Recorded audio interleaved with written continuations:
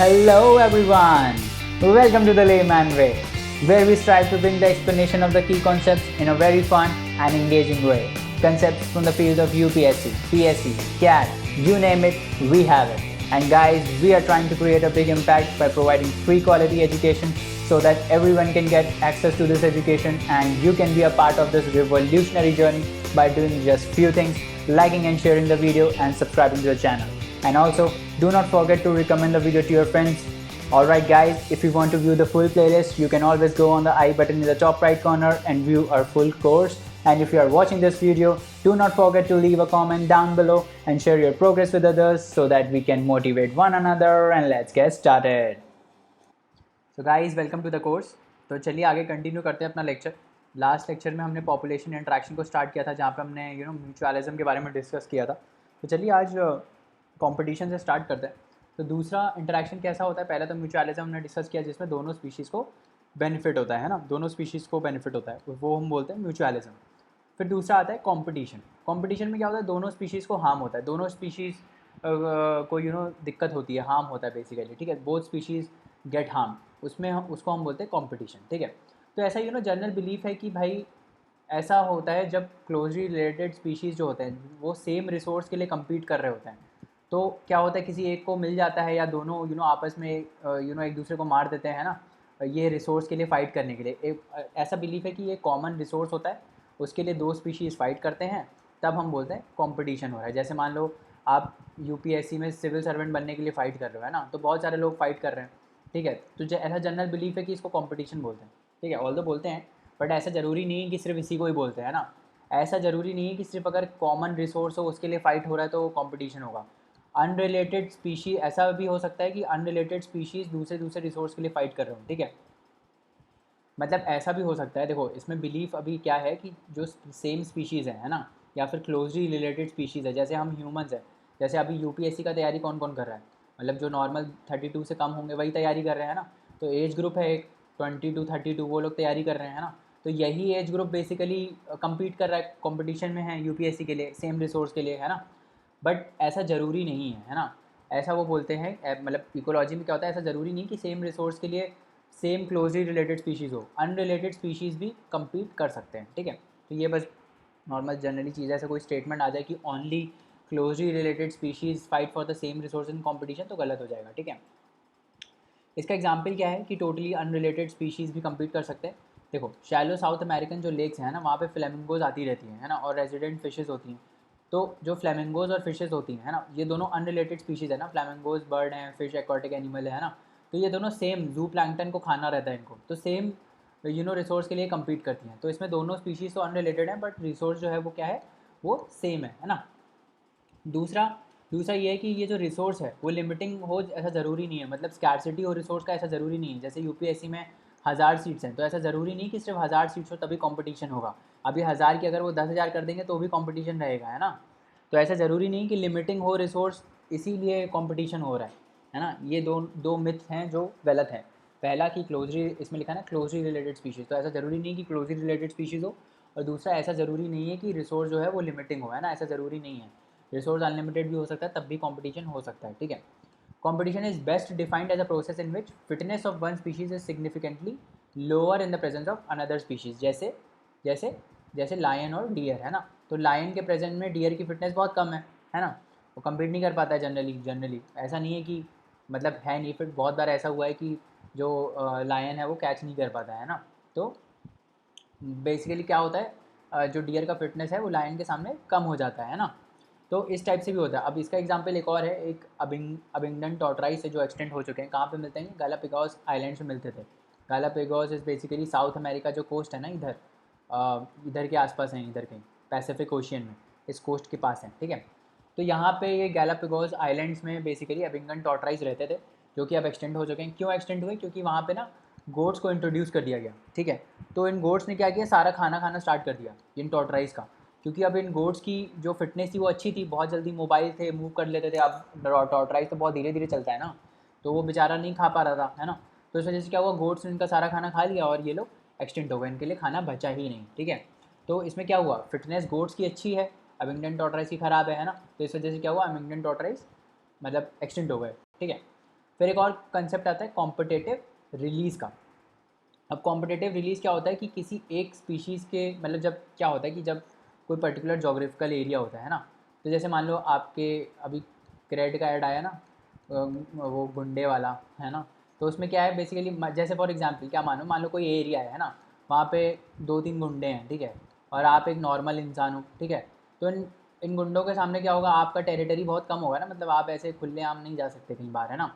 But अगर मैं इन गुंडों को हटा दूँ, ठीक है, इन गुंडों को हटा दूँ मैं, तो क्या होगा, आप फिर आप जाओगे, मतलब आपका टेरिटरी बढ़ जाएगा फिर, है ना, आप और ज़्यादा रिप्रोड्यूस करोगे और बेसिकली आपके जैसे और लोग जाएंगे, है ना।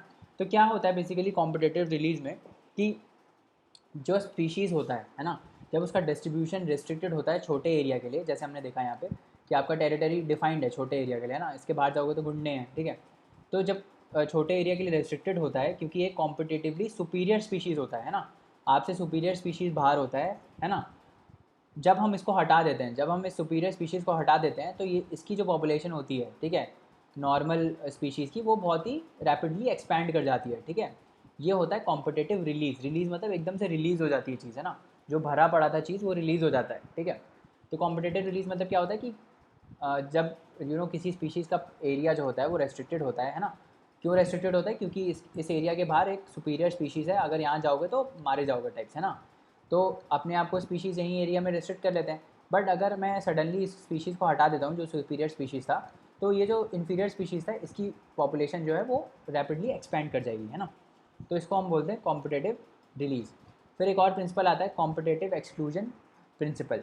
क्या होता है कॉम्पिटिटिव एक्सक्लूजन प्रिंसिपल? ये बोलता है कि जो दो क्लोजली रिलेटेड स्पीशीज़ हैं, है ना, वो जब सेम रिसोर्स के लिए कम्पीट कर रहे होते हैं, वो साथ में नहीं रह सकते इनडेफिनेटली, ठीक है। एंड द जो इन्फीरियर होगा उसमें से वो इवेंचुअली एलिमिनेट हो जाएगा, है ना, if the resources are limited and not otherwise. जैसे हमने ये देखा था ना अबिंगडन टॉर्टोइस, इसमें क्या था, इसमें ग्रास लिमिटेड थी, है ना, ग्रास लिमिटेड थी, और जो गोट्स हैं उनकी बेसिकली क्या था, उनकी चरने की कैपेसिटी बहुत ज़्यादा थी। तो ये सुपीरियर है ना, रिसोर्स थोड़ा बहुत लिमिटेड रहे यहाँ पे, तो अबिंगडन टॉर्टोइस खा नहीं पाते थे बेचारे, सारी गोट्स खा लेती थी, है ना। तो इसमें क्या हुआ कि एक्सक्लूड होगा ये अबिंगडन टॉर्टोइस, है ना। तो इसमें क्या होता है कि जो फिट स्पीशीज़ होता है ना, वही सर्वाइव करता है, जो इन्फीरियर होता है वो एक्सटेंड कर जाता है, क्योंकि रिसोर्स लिमिटेड है ना, और दोनों एक साथ नहीं रह पाते हैं अगर वो सेम रिसोर्स के लिए कम्पीट कर रहे हैं ना। तो कोई एक ले जाएगा, दूसरे को नहीं मिलेगा, है ना, जिसको नहीं मिलेगा वो एक्सक्लूड हो जाएगा। तो इसको हम बोलते हैं कॉम्पिटिटिव एक्सक्लूजन प्रिंसिपल, ठीक है। उसके बाद species facing competition might evolve mechanisms that promote को एग्जिस्टेंस रादर देन एक्सक्लूजन। ये बहुत इंपॉर्टेंट स्पीशीज़ है, ये बहुत इंपॉर्टेंट स्टेटमेंट है कि स्पीशीज़ जो कंपटीशन फेस कर रहे हैं, है ना, मान लो दो स्पीशीज़ सेम रिसोर्स के लिए कम्पीट कर रहे हैं, है ना। बट इस केस में क्या है कि जो रिसोर्स है वो लिमिटेड नहीं है। अगर लिमिटेड रिसोर्स है तो इन्फीरियर जो सुपीरियर वाला है वो ले जाएगा और इन्फीरियर वाला एलिमिनेट हो जाएगा, जो हमने गॉश एक्सक्लूजन प्रिंसिपल में देखा। बट अगर रिसोर्स लिमिटेड नहीं है तो क्या होगा, तो ये लोग साथ में रहने के लिए क्या करते हैं, अपना टाइमिंग चेंज कर लेते हैं। मान लो ये वाला स्पीशीज़ आ रहा है, ये सुबह खाना खा रहा है, यहाँ पे आके सुबह खाना खा रहा है, तो ये वाला हो सकता है रात में खाए, ठीक है, ताकि इन दोनों के बीच में कॉन्फ्लिक्ट ना आए। समझ में आया? इसको बोलते हैं resource partitioning. If two species compete for the same resource they code avoid competition by choosing for instant different times for feeding, है ना। तो अलग अलग टाइम पे खाना खा के वो साथ में को भी कर सकते हैं, और क्या कर लेंगे, को भी कर सकते हैं, और कॉन्फ्लिक्ट भी नहीं होगा, है ना। इसको हम क्या बोलते हैं, इसको हम बोलते हैं रिसोर्स पार्टीशनिंग। ये किस में होता है, कंपटीशन में हो सकता है, ठीक है। उसके बाद दूसरा आता है प्रिडेशन। What is predation? ये देखो, जैसे ये टाइगर जो है क्रोकोडाइल का प्रेडेटर है। प्रेडेटर मतलब किसी दूसरे को मार के खा लेना, है ना। प्रिडेशन इज दैट, ठीक है। तो प्रिडेशन क्या होता है, one gets harm and other gets benefit. इसमें हार्म किसको हुआ, क्रोकोडाइल को, क्रोकोडाइल मर गया। बेनिफिट किसको हुआ, टाइगर को हुआ, है ना, क्योंकि उसको खाना मिल गया। तो one gets harm and other gets benefit, उसको हम क्या बोलते हैं, प्रिडेशन। ये नेचर का एक तरीका है जिसमें हायर जो स्पीशीज़ होते हैं, हायर ट्रॉपिक वाले लेवल्स वाले जो स्पीशीज़ होते हैं, उनको एनर्जी ट्रांसफ़र होती है ना।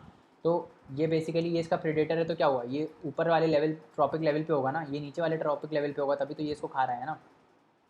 तो ये सेकेंडरी कंज्यूमर है बेसिकली। ये हो सकता है ये भी वैसे कार्निवोरस ही है, ये भी सेकेंडरी कंज्यूमर है। वो टर्शरी कंज्यूमर हो जाएगा ना, tiger is a tertiary consumer. तो बेसिकली क्या होता है, इसमें एनर्जी ट्रांसफर हो रहा है ना, या क्रोकोडाइल टू टाइगर, ठीक है।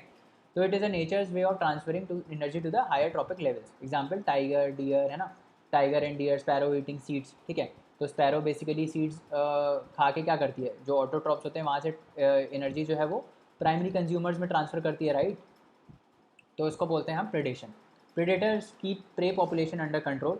Pray species could achieve very high population densities and cause ecosystem stability. तो ये तो हमने देखा ही है कि ये इंपॉर्टेंट क्यों होता है, क्योंकि भाई देखो अगर ये टाइगर नहीं होगा यहाँ पे तो क्रोकोडाइल्स की पॉपुलेशन बहुत बढ़ जाएगी। ये लोग खा खा के इंटरब्रीड करके बहुत ज़्यादा पॉपुलेशन बढ़ा देंगे और इन्वेजिव हो जाएंगे ये लोग, फिर है ना, डोमिनेट करने लगेंगे, और डोमिनेशन तो हमको चाहिए ही नहीं। तो ये बेसिकली टाइगर क्या करता है, इनकी पॉपुलेशन चेक में रखता है कि भाई ज़्यादा ना बढ़े, है ना। तो predators are useful for that. फिर एक आता है exotic species. What are exotic species? Exotic species वैसे स्पीशीज़ होते हैं जो अपनी हैबिटेट से बेसिकली ट्रांसफ़र किए जाते हैं दूसरी हैबिटेट में, ठीक है, उसको हम बोलते हैं एक्जॉटिक स्पीशीज़। एनी एनिमल और plant species moved from their original habitat to a new one, ठीक है। तो मान लो आप, जैसे फॉर एग्जांपल मैं मान लेता हूँ आप जो है आप कहीं पैदा हुए, है ना, you were born let's say इन कानपुर, है ना। तो ये आपका नेचुरल हैबिटेट है, ओरिजिनल हैबिटेट है। अब आपको कानपुर से शिफ्ट करना पड़ रहा है लेट्स से शिमला, ठीक है। तो ये जब आप इधर से इधर आओगे तो आप एक एक्जॉटिक स्पीशीज़ बन गए, क्योंकि आपका ओरिजिनल हैबिटेट तो कानपुर है but you were introduced to Shimla now, right. तो these are called exotic species. ये एक्जॉटिक स्पीशीज़ इन्वेजिव कब बन जाते हैं? इन्वेजिव का मतलब क्या है? इन्वेजिव मतलब आप ख़राब कर रहे हो एनवायरनमेंट को, लोकल रिसोर्स के लिए आप कम्पीट कर रहे हो और बाकी जो ओरिजिनल वहाँ पे लोग रह रहे हैं उनके लिए नहीं बच रहा है। समझ में आ रहा है? जैसे मान लो आप, वही पुराना वाला एग्जांपल लेते हैं, आप कानपुर में रहते हो, ठीक है, आप कानपुर में रहते थे, आप शिमला में इंट्रोड्यूस हो गए, है ना। तो जब आप शिमला में इंट्रोड्यूस हुए तो हो सकता है आप यहाँ का पूरा फसल खा गए, है ना, लेट से आप पूरा फसल खा गए यहाँ का, तो बाकी जो ओरिजिनल हैबिटेंट्स होंगे शिमला के उनके लिए फसल बचेगा नहीं। तो यू बिकेम इन्वेजिव, क्योंकि आपने उस रिसोर्स की स्कैरसिटी क्रिएट कर दी, है ना। तो उन वहाँ के जो ओरिजिनल स्पीशीज़ हैं उनको ही नहीं मिल रहा है। समझ में आया? इन्वेजिव स्पीशीज़ कब, एक्जॉटिक स्पीशीज़ कब इन्वेजिव बनते हैं? When they compete for local resources and they start spreading fast and lead to destruction of local species by making resource scarce, है ना। तो रिसोर्स को खाते चले जाते हैं और बाकी जो लोकल होते हैं उनको मिलता नहीं है, तो वो एक्सटेंड हो जाते हैं। इसका फेमस एग्जाम्पल है वाटर हयासिन। वाटर हयासिन को हम टेरर ऑफ बंगाल भी बोलते हैं ना। तो वाटर हयासिन इस टाइप का होता है, ऐसे पानी के ऊपर इस टाइप से आ जाता है, और ये बहुत ही एक्सटेंसिवली रेप्लिकेट करते रहते हैं। तो पूरी वाटर बॉडी को ये लोग कवर कर देते हैं। तो जितनी भी फ़िश वगैरह इसमें होती है, मरीन लाइफ, वो सब क्या हो जाती है, वो सब एक्सटेंड हो जाती है ना, क्योंकि जब ऐसे कवर कर लोगे ना सनलाइट आएगी, ना कोई न्यूट्रिएंट्स आएगा, ना ऑक्सीजन आएगी, समझ में आ रहा है, तो वो सारी एक्सटेंड हो जाती हैं, ठीक है। इसको हम बोलते हैं क्या, कंपटीशन। उसके बाद दूसरा क्या आता है, दूसरा आता है प्रेडेशन। सॉरी, हम ये प्रेडेशन की बात कर रहे थे, ये हमने प्रेडेशन की बात कर ली थी, है ना। फिर आगे बढ़ते हैं। अगर देखो प्रेडेटर बहुत ज़्यादा एफिशिएंट है ना, और ओवर एक्सप्लॉइट कर रहा है प्रे को, तो प्रे एक्सटेंड भी हो सकता है ना। ये तो हमने देखा ही था कि मान लो अगर ऐसा हो कि भाई टाइगर बहुत ज़्यादा एफिशिएंट है और सारे क्रोकोडाइल को खा गया, तो सारे क्रोकोडाइल को खाने से क्या होगा, क्रोकोडाइल एक्सटेंड हो जाएगा, है ना। If the predator is too efficient और ओवर एक्सप्लॉइटेशन हो रहा है तो प्रे जो है वो एक्सटेंड हो जाएगा, है ना। और अगर प्रे एक्सटेंड हुआ तो क्या हुआ, उसका खाना भी चला जाएगा, तो वो भी एक्सटेंड हो सकता है, ठीक है। ऐसा भी तो है ना, मान लो ये जो टाइगर है क्रोकोडाइल को ही खाता है सिर्फ, है ना, और ये बहुत ज़्यादा एफिशिएंट है, उसने सारे क्रोकोडाइल को खा लिया। तो अब सारे क्रोकोडाइल को खा लिया तो वो तो एक्सटेंट हो गया, तो अब फिर इसके लिए खाना तो बचेगा ही नहीं। तो क्या होते हैं ये जो प्रेडेटर्स होते हैं, ये बहुत ही प्रूडेंट होते हैं। प्रूडेंट मतलब कि मतलब ऐसे सोच समझ कर किल करते हैं। ऐसा नहीं है कि सबको खा लिया जाए, है ना। सोच समझ कर बहुत ही विजडम के साथ ये लोग किल करते हैं, ताकि बस ये लोग इतने लोगों को मारते हैं, इतने स्पीशीज़ को मारते हैं कि बस इनका खाना डेली का चल जाए, क्योंकि इनको भी मालूम है भाई हम सबको मार देंगे तो हमारे लिए खाना बचेगा ही नहीं, है ना। So that is why they are very prudent in nature, है ना। अब इनसे बचने के लिए, अब ये जो प्रेडेटर है, ये जो टाइगर है, अब ये टाइगर इसको खाएगा तो ये चुप थोड़ी बैठेंगे, है ना, क्रोकोडाइल चुप नहीं बैठेंगे। तो ऐसे कुछ कुछ स्पीशीज़ हैं जिन्होंने कुछ कुछ टेक्निक्स बना ली हैं प्रेडेशन को एस्केप करने के लिए, ताकि जो उनके प्रेडेटर्स हैं वो उनको खा ना पाएँ, ठीक है। अब वो हम टेक्निक्स देखते हैं। पहली है कैमोफ्लॉज। कैमोफ्लॉज क्या होता है, जैसे ये जो है ना गिरगिट हम बोलते हैं ना, रंग बदल देती है, तो जहाँ पे रहती है उस टाइप का रंग आ जाता है। तो ये जैसे मान लो ग्रीन कलर के लीव्स में ग्रीन कलर की हो जाती है, तो सेम कलर होता है, तो इनके प्रेडेटर्स को स्पॉट नहीं कर पाते हैं, ठीक है, स्पॉट नहीं कर पाते हैं तो खा नहीं पाएंगे। तो ये एक टेक्निक है प्रेडेशन को एस्केप करने के लिए, है ना। फिर दूसरी है एक मोनार्क बटरफ्लाई। मोनार्क बटरफ्लाई क्या है, ये अब इसको जो खाता है ना, इतना इसका गंदा टेस्ट होता है कि मतलब वो खा ही नहीं पाता है, ठीक है। तो इसने अपना ऐसा इतना गंदा टेस्ट बना लिया है कि कोई भी प्रेडेटर इसको खाता ही नहीं है, बहुत ही बेकार इसका टेस्ट आता है ना। तो इसको हम बोलते हैं, ये है मोनार्क बटरफ्लाई, ठीक है। और फिर कुछ कुछ प्लांट्स भी होते हैं, ठीक है। तो 25% ऑफ जो इंसेक्ट्स हैं वो फाइटोफैगस हैं। फाइटोफैगस मतलब प्लांट्स पे बेसिकली फीड करते हैं, जो प्लांट्स पे फीड करते हैं। फाइटो मतलब प्लांट्स, फैगस मतलब फीड करना, ठीक है। तो फाइटोफैगस मतलब जो प्लांट पे फीड करते हैं, उनको हम बोलते हैं फाइटोफैगस, ठीक है। ऐसे 25% इंसेक्ट्स हैं जो प्लांट्स पे फीड करते हैं, ठीक है। तो इससे बचने के लिए प्लांट्स ने क्या किया है, जैसे भाई वो कैक्टाई है ना, तो उन्होंने थॉर्न्स लगा दिए हैं ताकि जो प्रेडेटर्स हैं वो खा ना पाए, है ना। तुम खाओगे तो मुंह में कांटे लग जाएंगे, है ना। तो ऐसा कुछ उन्होंने डिफेंसिव मैकेनिज्म ले आए हैं, ठीक है। तो इसको हम बोलते हैं, ये सब जो है ये किसका पार्ट है, ये प्रेडेशन को एस्केप करने का पार्ट है, ठीक है। उसके बाद अगले पे आते हैं पैरासिटिज्म। पैरासिटिज्म क्या होता है, पैरासाइट्स क्या होता है। पैरासाइट्स में ये होता है कि भाई इसमें भी एक बेनिफिट होता है, दूसरा हार्म होता है ना। जैसे मान लो कि ट्री पे पैरासाइट्स कभी देखे हैं, तो ट्री पे ऐसे पैरासाइट्स होते हैं जो ऐसे ना होल करते जाते हैं ट्री में ऐसे, इस टाइप से, ठीक है। तो उनको हम बोलते हैं क्या, पैरासाइट्स, ठीक है। तो इसमें भी ऐसा होता है कि एक को बेनिफिट होता है और दूसरे को हार्म होता है, तो इसको हम बोलते हैं। अब इसमें क्या होता है, इसमें दो टाइप के होते हैं, एक होते हैं एंडो और एक होते हैं एक्टो। एक्टो और एंडो, एक्टो मतलब जो ऑर्गेनिज्म की सरफेस के बाहर हैं पैरासाइट्स, ठीक है, उसको हम बोलते हैं एक्टो। और एंडो कौन होते हैं, एंडो होते हैं जो इंसान के अंदर हैं, जैसे हमारे जो इंटेस्टाइन है उसमें कभी कभार वॉर्म्स आ जाते हैं ना, तो उन वॉर्म्स को हम क्या बोलते हैं, एंडो पैरासाइट्स, ठीक है। और एक्टो मतलब जो बाहर होते हैं, जैसे पेड़ के पेड़ की बार्क पे या पेड़ के लॉग पे बाहर लग जाते हैं ना, तो उसको हम बोलते हैं एक्टो पैरासाइट्स, मतलब एग्जाम्पल है जस्ट, ठीक है। Parasites feed on the external surface of the host organisms are called ectoparasite, जैसे lice on humans and ticks on dogs, है ना। तो डॉग्स के बॉडी पे टिक्स होते हैं, कुछ वो खाना खाते रहते हैं इसमें से, ठीक है। तो वो हो गए एक्टो, क्योंकि बॉडी के बाहर है ना। और बॉडी के अंदर जो है वो कौन से होते हैं, वो बेसिकली एंडोपैरासाइट्स होते हैं। तो दूसरा एग्जाम्पल क्या है, कस्काटा। कस्काटा क्या है, पैरासिटिक प्लांट है जो हेज प्लांट पे ग्रो करता है ना। तो ये बेसिकली कस्काटा ऐसा प्लांट है जिसने अपना क्लोरोफिल लूज़ कर दिया है। अब इसने अपना क्लोरोफिल लूज़ कर दिया तो ये खाना नहीं बना सकता, खाना नहीं बना सकता तो किसी और प्लांट के ऊपर डिपेंडेंट रहेगा, है ना। तो ये बेसिकली क्या है कि ये ऐसे इवॉल्व किया है कि अब दूसरे हेज प्लांट पे ग्रो करता है और उनका खाना खा लेता है, ठीक है। तो it derives nutrition from the host plant which it parasites, ठीक है। अब एक बहुत ही इंटरेस्टिंग क्वेश्चन है, आप मेरे को बताना कि जो मच्छर होते हैं, फीमेल मॉस्किटोज जो होते हैं, है ना, जो हमको काटते रहते हैं रात में जब हम सोते हैं, क्या वो एक पैरासाइट हैं, क्या वो एक पैरासाइट है, मतलब हमारा खून पीते रहते हैं वो, तो would you call them a parasite. तो इसके बारे में पॉज करके सोचना एक बार कि क्या ये पैरासाइट्स हैं, इसका आंसर तो मैं बता ही दूंगा अभी, ठीक है। तो फीमेल जो मॉस्किटो हैं, है ना, ये पैरासाइट नहीं है ना। अब आपको इसके लिए सोचना है कि पैरासाइट क्यों नहीं है, why are female mosquitoes not a parasite, ठीक है। तो इसका रीज़न ये है कि फ़ीमेल पैरासाइट्स जो फीमेल मॉस्किटोज़ होते हैं वो हमारी बॉडी पे क्यों आते हैं, क्योंकि उनको खून पीना रहता है। और अगर आपको थोड़ा पढ़ोगे तो आपको ये पता चलेगा कि वो ब्लड इसलिए सक करते हैं क्योंकि उनको रिप्रोड्यूस करना रहता है, ठीक है। तो जितना आपका ब्लड जो है वो सक हो रहा है उतना उनका रिप्रोडक्शन बढ़ रहा है, तो वो बस रिप्रोड्यूस करने के लिए ही सक करते हैं ब्लड। और जैसे ही उनका हो जाता है ये काम, वो चले जाते हैं। ऐसा नहीं है कि वो लाइफ टाइम हमारे बॉडी पे रह के जो है वो खून चूसते रहते हैं ना, ऐसा नहीं है, ठीक है। तो अगर आप देखोगे, है ना, तो ऐसा नहीं होता है कि वो पूरे टाइम हमारी बॉडी से ब्लड सक करते रहते हैं। They suck blood because they want to reproduce, जैसे ही उनका ये काम कंप्लीट हो जाता है वैसे ही वो हट जाते हैं। तो पैरासाइट्स ऐसे नहीं होता है, पैरासाइट्स बेसिकली बहुत टाइम तक अपने होस्ट के साथ रहते हैं, ठीक है। पहली बात, पैरासाइट्स अपने मतलब बहुत लंबे समय तक होस्ट के साथ रहते हैं। दूसरा, they are completely dependent on they are completely dependent on their host for food, ठीक है। मॉस्किटोस हमारे लिए फूड के ऊपर डिपेंडेंट थोड़ी होता है, मॉस्किटोस का तो वो बस हमसे ब्लड इसलिए सक करते हैं क्योंकि दे वांट टू रिप्रोड्यूस, ठीक है। They are not dependent on us for food, है ना। तो that is why female mosquito is not a parasite, समझ में आया। They are not sucking our blood for their survival.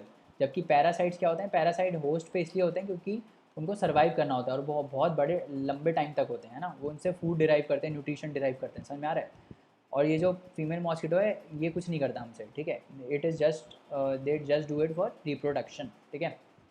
Endoparasites मैंने बता दिया, जो बॉडी के अंदर रहते हैं, जैसे लीवर, किडनी, लंग्स, आरबीसी, इन सब के अंदर जो रहते हैं उनको हम बोलते हैं एंडोपैरासाइट्स। उसके बाद अगला बात करते हैं कॉमेंसैलिज्म। कॉमेंसैलिज्म क्या होता है, जिसमें एक स्पीशीज़ बेनिफिट करता है और दूसरा को कुछ हार्म नहीं होता है ना, यही होता है कॉमेंसैलिज्म, ठीक है। एक स्पीशीज़ बेनिफिट करता है और दूसरे को कोई हार्म नहीं होता है, जैसे orchid growing as an epiphyte on a mango branch. तो एफिफाइट्स बेसिकली जो दूसरे प्लांट्स पे ग्रो करते हैं ना सनलाइट लेने के लिए, मतलब जैसे छोटे प्लांट्स होते हैं ये दूसरे पे ग्रो करते हैं ताकि सनलाइट ले पाए, है ना। तो इसमें ये इस वाले प्लांट को कोई वो हार्म नहीं कर रहा है, ये बस इससे सपोर्ट ले रहा है ताकि ये ऊपर जाके सनलाइट दे पाए, है ना। तो इसमें किसी को इसको हार्म नहीं हो रहा है, बट हाँ इसको फ़ायदा हो रहा है क्योंकि इसको ऊपर चढ़ेगा तो लाइट मिल जाएगी, है ना।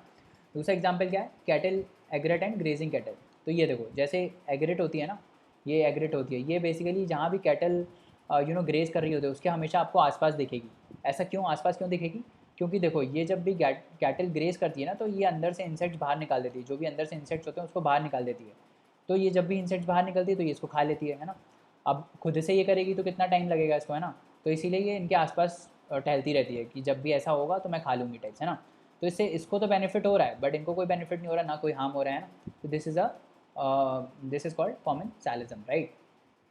उसके बाद दूसरा आता है एमेंसालिज्म। एमेंसालिज्म क्या होता है? जिसमें एक स्पीशीज़ को हार्म होता है और दूसरे को कुछ नहीं होता है ना, विदाउट एनी कॉस्ट और बेनिफिट टू इटसेल्फ, है ना। एक स्पीशीज़ को हार्म होता है, दूसरे को कुछ नहीं होता, जैसे ये वाला, है ना। अब ये फील्ड पे चल रही हैं तो क्या होगा, यहाँ से सारी ग्रास को ख़राब कर देंगी, है ना। ऐसे चल चल के सारी ग्रास को ख़राब कर देंगी, तो ग्रास का तो चला गया, ग्रास का तो काम हो गया, बट इनको कोई इफेक्ट नहीं हुआ, है ना। When the cattle tramps on grass, the grass is crushed, है ना। However, the cattle do not benefit from this action and nor is harmed, है ना। तो ये जो कैटल चल रही है तो ग्रास तो ख़राब हो गई बट इनको कोई फ़र्क नहीं पड़ा इस चीज़ से, है ना। इसको हम क्या बोलते हैं? इसको हम बोलते हैं एमेंसालिज्म, राइट। फिर एक और चीज़ हम बहुत ही फेमस एग्जाम्पल है सी एनिमोन का, है ना। सिम्बायोटिक रिलेशनशिप होता है। अब इसमें कौन कौन होता है देखो, this is a clown fish, ये जो फिश आप देख रहे हो यहाँ पे, this is a clown fish and this is C anemone, ठीक है। तो इसमें क्या होता है ना, ये ऐसे बेसिकली ये जो देख रहे हो आप, ये जो निकल रहा है, दीज आर कॉल्ड टेंटैकल्स, है ना।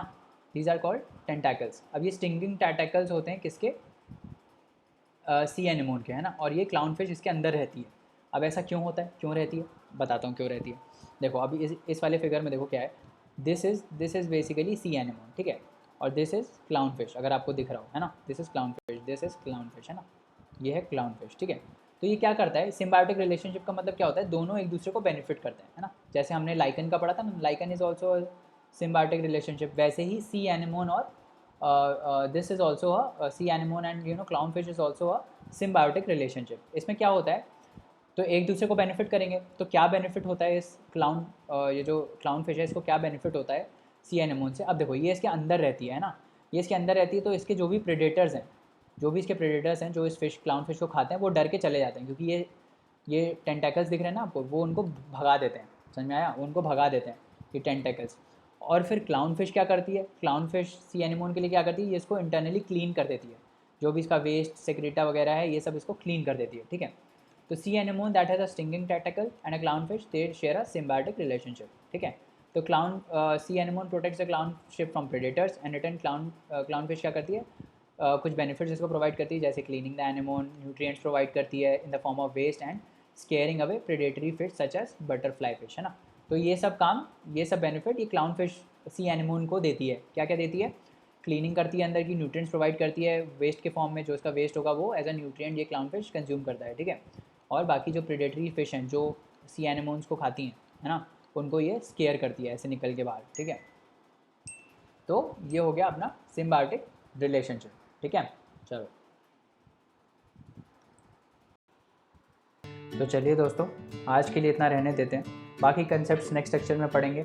और जाने से पहले लाइक शेयर सब्सक्राइब करना ना भूलें, चैनल को रिकमेंड करें अपने दोस्तों को, और आप हमको अपने डाउट्स और क्वेरीज़ जो हैं वो queries@thelaymanway.com पे भेज सकते हैं, जहाँ पे हम आपका रिप्लाई इंस्टेंटली करेंगे। तो चलिए नेक्स्ट लेक्चर में मिलते हैं, तब तक पढ़ते रहिए, हार्ड वर्क करते रहिए। Thank you so much, bye bye and take care.